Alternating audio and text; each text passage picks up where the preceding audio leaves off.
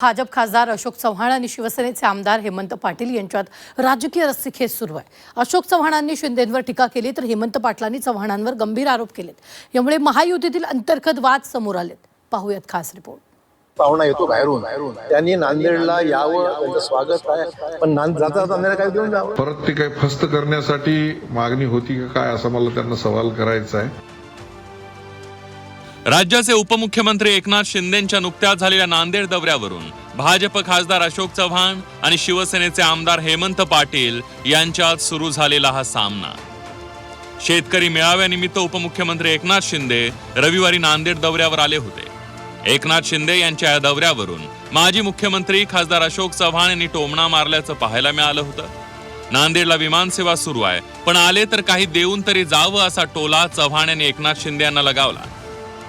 आपली विमानसेवा सुरू आहे, कोणी येऊ शकतं, कोणी जाऊ शकतं, पण नांदेडला काहीतरी देऊन जा असं म्हटलं पाहिजे। जो कोणी पाहुणा येतो बाहेरून, त्यांनी नांदेडला यावं, त्यांचं स्वागत आहे, पण जाता नांदेडला काही देऊन जावं। एकनाथ शिंदेंनी नांदेडच्या दौऱ्यात चव्हाणांचे जुने सहकारी माजी आमदार शंकरांना धोंडगेंना गळाला लावलं। धोंडगेंचा शिवसेनेत प्रवेश चव्हाणांसाठी धक्का मानला जातोय। धोंडगेंमुळे शिवसेनेची ताकद वाढल्याचं बोललं जात आहे। त्याचवेळी चव्हाणांनी एकनाथ शिंदेंवर टीका केल्यानं आता शिंदेंच्या सेनेकडून पलटवार करण्यात आलाय।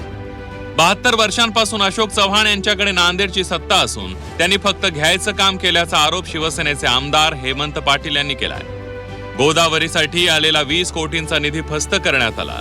अशोक चव्हाणांकडे एक टोळकं असून हे टोळकं सर्व निधी फस्त करतं। नांदेडला कितीही निधी आला तरी शहराची बकाल अवस्था कायम आहे असं म्हणत हेमंत पाटील यांनी चव्हाण यांना प्रत्युत्तर दिलंय।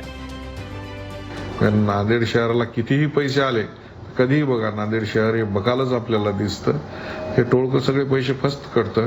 त्या पवित्र गोदावरीमध्ये जे काही जाणारं ड्रेनेजचं पाणी आहे, ते आजही ड्रेनेजचं पाणी बघा त्या गोदावरीमध्ये जातं। ते 20 कोटी रुपये फस्त करून टाकले। जे काही महानगरपालिकेला येतं ते सगळं टेंडरच्या माध्यमातून, गुत्तेदारीच्या माध्यमातून, पर्सेंटेजच्या माध्यमातून फस्त केलं जातं।